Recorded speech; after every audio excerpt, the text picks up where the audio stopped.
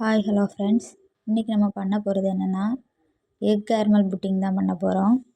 அது எப்படி பண்ண போகிறோன்னு வாங்க நம்ம வீடியோக்குள்ளே போய் பார்க்கலாம். இது ரொம்ப ஈஸியானது தான். சின்ன பிள்ளைங்க எல்லாருமே விரும்பி சாப்பிடுவாங்க. என்னெல்லாம் தேவையானதுன்னு நம்ம பார்க்கலாம். ஃபஸ்ட்டு நம்ம கேரமல் செய்கிறது எப்படின்னு பார்ப்போம். 3 டேபிள் ஸ்பூன் சீனி ஆட் பண்ணுவோம். ஆட் பண்ணி முடிச்சுட்டு 2 டேபிள் ஸ்பூனு தண்ணி சேர்த்துக்கணும்.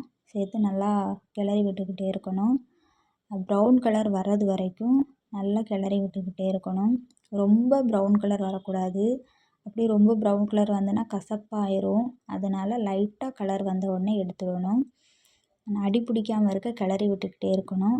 சிம்மில் தான் வைக்கணும் அடுப்பை. ரொம்ப இதாகிட்டுனா அப்புறம் ரொம்ப கரிக்கிரும். சிம்மில் வச்சுக்கிட்டு விடாமல் கிண்டி விட்டுக்கிட்டே இருக்கணும். இந்த பாருங்கள், இந்த கலரில் வரது போல் கிண்டிக்கிட்டே இருக்கணும். நமக்கு சுகர் இன்னும் வேணும்னா அதிகமாக ஆட் பண்ணிக்கலாம். லைட்டாக விட்டால் கூட அடி பிடிச்சிரும். பிடிக்காமல் இருக்கிறதுக்கு நல்லா நம்ம கிண்டி விட்டுக்கிட்டே இருக்கணும்.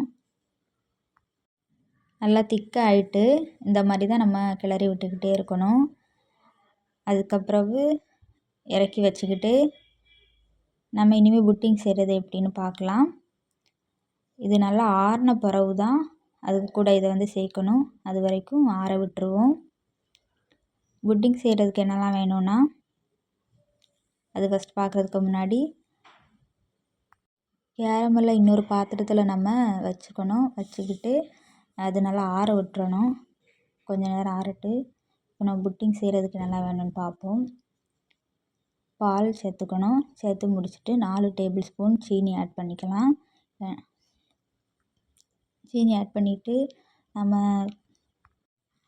இது எதுக்கு சேர்த்துக்கிடோன்னா நம்ம முட்டை ஸ்மெல் வராமல் இருக்கிறதுக்காக இந்த வெண்ணிலா எசன்ஸை சேர்த்துக்கிடும்.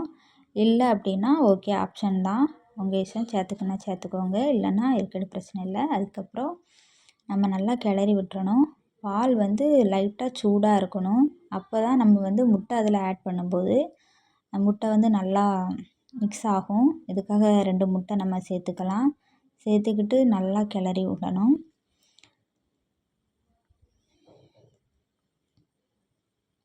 நல்லா இந்த மாதிரி கிளறி விடணும். கிளறி விட்ட பிறகு நல்லா கிளறி விட்டாச்சு. இப்போ நம்ம இதை இன்னொரு பாத்திரத்தில் வடிகட்டி எடுத்துக்கலாம். வடிகட்டுவோம்.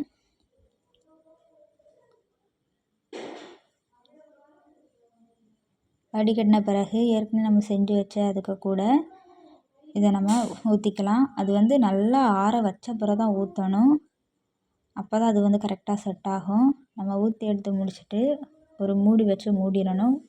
மூடிக்கிட்டு நம்ம இட்லி பாத்திரம் இருக்குல்ல, அந்த இட்லி பாத்திரத்துக்கு மேலே இன்னொரு பாத்திரத்தை வச்சு நம்ம அவிக்கணும். அப்படி இல்லை வேறு ஏதாச்சும் பாத்திரம் இருக்குன்னா அதில் வச்சு அவிக்கலாம், ஒன்றும் இல்லை. இப்போ நம்ம வேக வைக்கிறதுக்காக 20 இல்லைன்னா 25 மினிட்ஸ் தான் ஆகும்.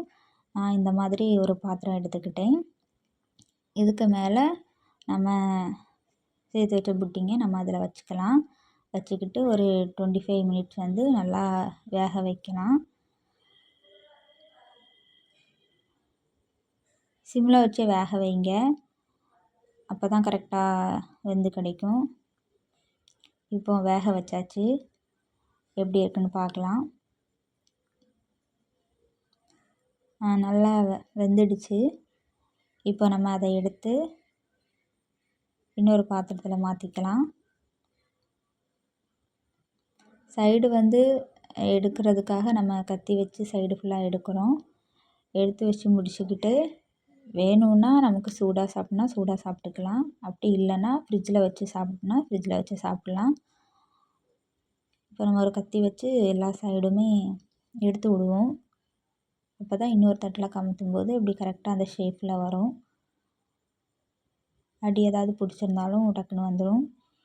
இன்னொரு பாத்திரம் எடுப்போம். எடுத்து கமுத்துவோம். எப்படி இருக்குதுன்னு நீங்களே பாருங்கள். டேஸ்ட்டாக இருக்கும். குழந்தைகளுக்கு செஞ்சு கொடுங்க. பாருங்கள், அழகாக பொடியாமல் அதே ஷேப்பில் அழகாக சூப்பராக வந்திருக்கு. இப்போ நம்ம கத்தி எடுத்து கட் பண்ணுவோம்.